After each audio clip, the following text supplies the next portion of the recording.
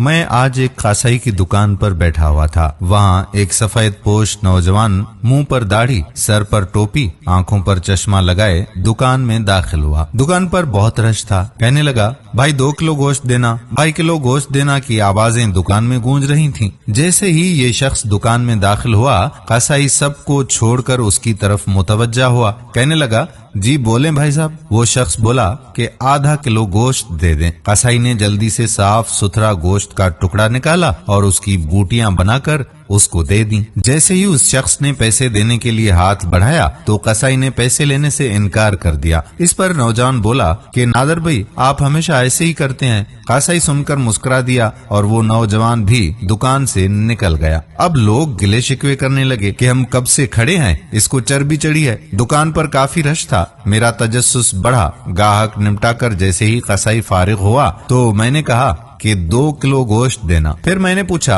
कि थोड़ी देर पहले आपके दुकान पर जो शख्स आया था, आपका कोई रिश्तेदार है क्या? सारे ग्राहकों को छोड़कर आपने सबसे पहले उसको गोश्त दे दिया। कसाई मुस्कुराया और बोला, जी नहीं। मैंने तजस्सुस में पूछा, तो फिर? कसाई बोला कि वो मेरी मस्जिद के इमाम साहब हैं। जो शख्स मेरी आखिरत की फिक्र में रहता है, मेरी नमाजों की जिम्मेदारी ले रखी है, मेरे बच्चों को नमाज और कुरान पाक सिखाता है, तो क्या मैं उसके साथ अच्छा सलूक ना करूं? मैं बोला, ओह अच्छा, मगर तुमने उससे पैसे भी नहीं लिए? तो कसाई बोला कि क्या तुम्हें नहीं पता कि मस्जिदों के इमामों को क्या दिया जाता है? इतने का तो आप महीने का सिर्फ सिगरेट ही पी जाते हो। मैं बोला, बात तो तुम्हारी सच है। कसाई कहने लगा कि भाई ये हमारी कौम का सरमाया है, इनको बचाना हमारा फर्ज बनता है। बाजार के सब दुकानदारों ने ये मुतफिका फैसला किया है कि मौलाना साहब से कोई पैसे नहीं लेंगे। सिर्फ मैं ही नहीं, ये जनरल स्टोर वाला, किराने वाला,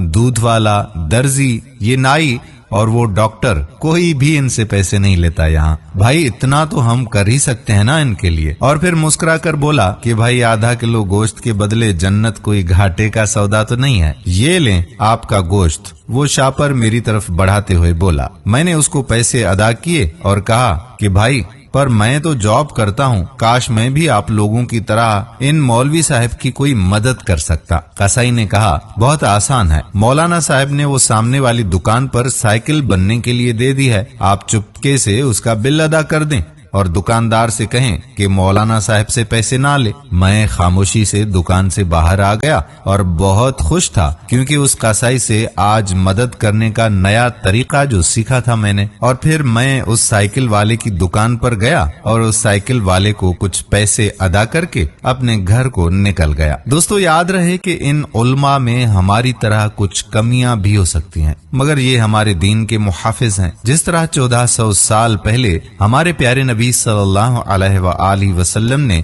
ये दीन अपनी उम्मत के उलमा के हवाले किया था, इस तरह उनकी बका हमारी जिम्मेदारी है। इन्होंने दूसरी कौमों के उलमा की तरह दीन का सौदा नहीं किया, बल्कि इस दीन को पूरी ईमानदारी के साथ आगे फैलाया है। आए हम भी उनकी इस तरह से मदद करें जैसे उस कसाई ने हमें सिखाया। उम्मीद करते हैं कि ये प्यारा पैगाम आपको जरूर पसंद आया होगा और इस पैगाम को आम करने में हमारी मदद करेंगे। इस वीडियो को शेयर करेंगे। आने वाली वीडियो तक आपका अपना मेजबान कादिर बख्श कल्होड़ो आपसे इजाजत चाहता है। अपनी दुआओं में याद रखिएगा। अल्लाह हाफिज।